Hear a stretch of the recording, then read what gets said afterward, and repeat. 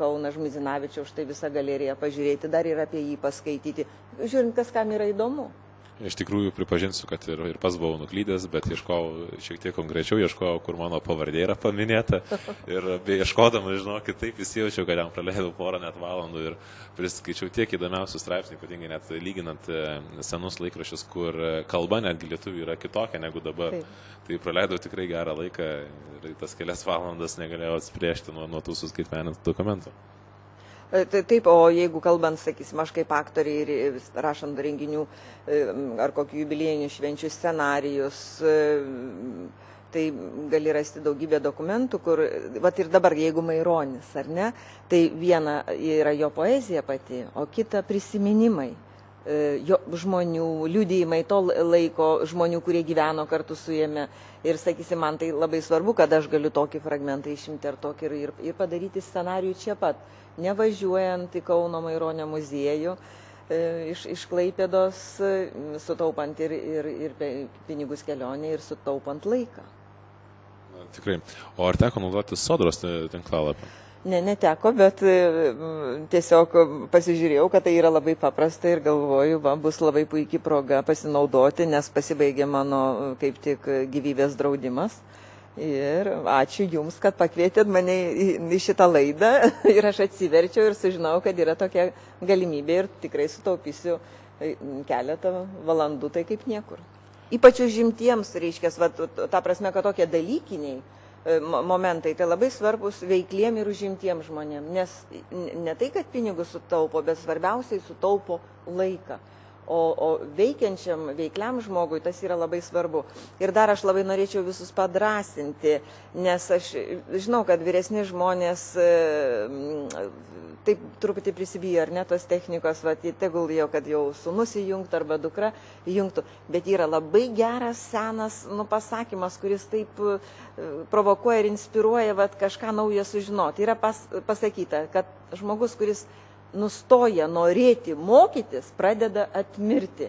Tai vis tik tai eiti koja kojon su laiku, štai tokios paslaugos, tokios galimybės ir atveria, kad jaustis, kad tu nesi iškritęs iš gyvenimo, nesi iškritęs iš informacijos rautų, kad tu suspėjai kartu su laiku ir su gyvenimu. Manau, kad vaikai tai tikrai ir anūkai labai, sakytum, pasidžiaugtų ir dialogas tada su vaikais ir anūkais kiekvienam vyresniam žmogui yra žymiai lengvesnis ir paprastesnis. Kad sužinotų, kasgi darosi tame kompiuteryje. Taip. Norėčiau visus mūsų transliacijos žiūrovus paskatinti, tiesiog pabandyti. Tiesiog paimti ir pabandyti, sėsti prie tos Sodros galbūt svetainės, prie e-paveldo svetainės ir pažiūrėti, ką tenai galima įdomaus ir naudingo nuveikti. Už pabandymą niekas rankos nenukirs ir niekas užpakalį neįspirs. Jo labiau, kad, kaip sako, taip, jeigu nedaužysi kompiuterio, tai jo ir nesulaužysi.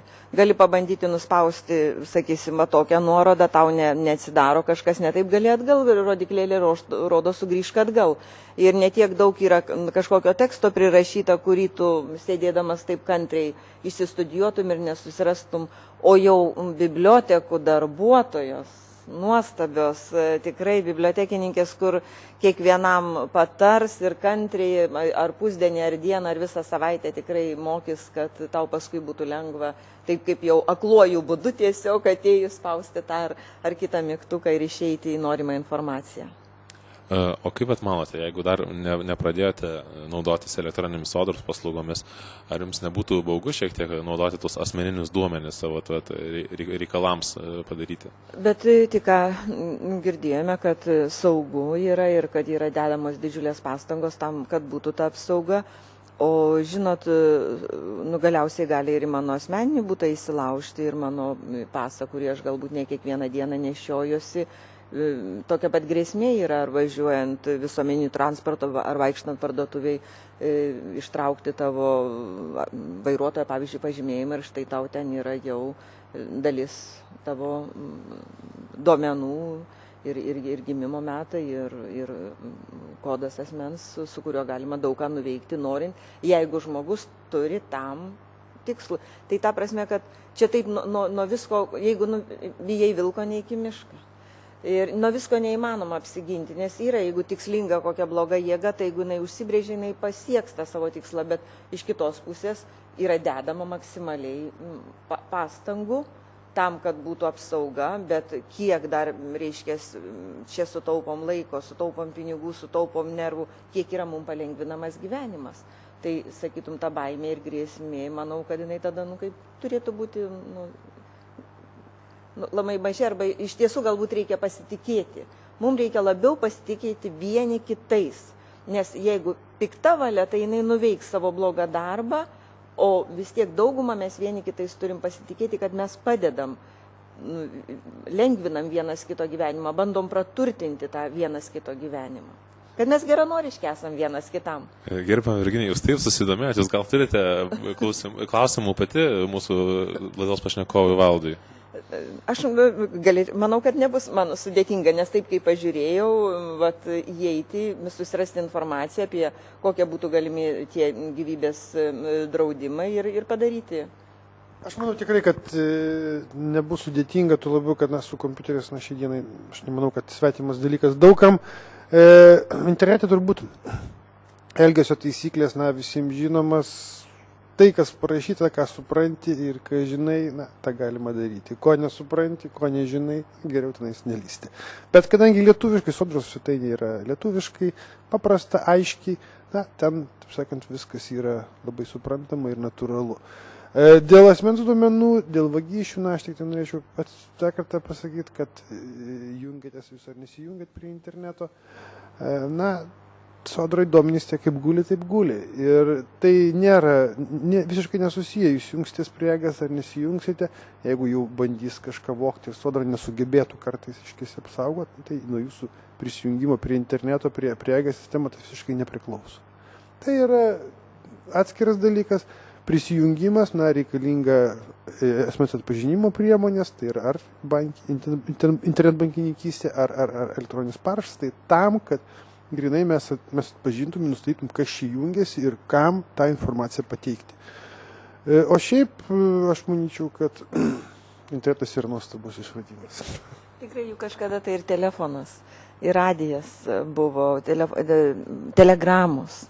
Tai viskas turbūt kaip atrodė baugu, nesaugu, nepažįstamai. Dabar mes jau pamiršom tas telegramas, jau nebėra. Žiūrėkit, mobilus atėjo telefonas, kuris beveik baigė išstumti tą ryšį, kuris yra pastovus namuose. Taip, kad mes neturim pasirinkimo iš kitos pusės, mes turim keliauti su besikeičiančiu pasauliu, nes galiausiai kas įkeičia? Jauni žmonės, jų intelektas, jų erudicija. Taip, kad turim tą daryti, turim keliauti ir tik tai aš galėčiau tik padėkoti, kad yra sukurta štai tokia galinga biblioteka, nežinau kaip reiškia kitaip įvardinti, štai toj internetiniai erdvėj. Tas lobynas yra perkeltas, nes, sakytum, įvairios kitokie dalykai sensta kartais ir dūla ir suplyšta, o dabar mes turėsim štai tose naujose technologijose savo kultūros paveldą. Tai tikrai sveikintina, nuostabu ir kad atsirado tokia galimybė ir tokia idėja ir paskui, kad žmonės yra nuostabus, kurie kantriai tą realizuoja. Ir jūs, žinoma, nuostabus, kad jūs nepavargstat, aš paklausiau jau keli metai iš tiesų nešti informaciją ir vis platesnius visuomenės sluoksnius supažindinti.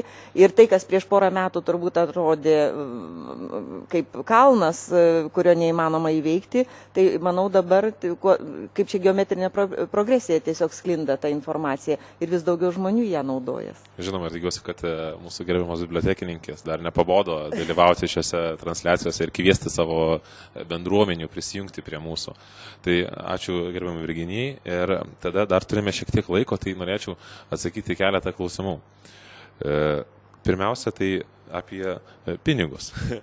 Tiek Joną, tiek Valdą norėčiau paklausti. Yra tiesiog ne aš norėčiau paklausti, o mūsų žiūrovai norėtų paklausti. Joana iš Vadoklių bibliotekos Panevėžio rajone klausia, ar iš paveldo svetainės atsisiųsti medžiagą nebus apmokestinama? Be abejo, ne. Čia medžiaga, jinai prieinama visiems, be jokios registracijos. Taip pat Jonas klausia, jau tada Valdo, ar elektroninės paslaugos Sodros svetainėje yra mokamos? Jokiais būdais ne. Dėkoju. Taigi, pereikime prie konkrečių klausimų. Iš Ažitėnų filialo klausia. Čia bus sodros paslaugos. Norėčiau pasiteirauti. Naudojus nedarbingumo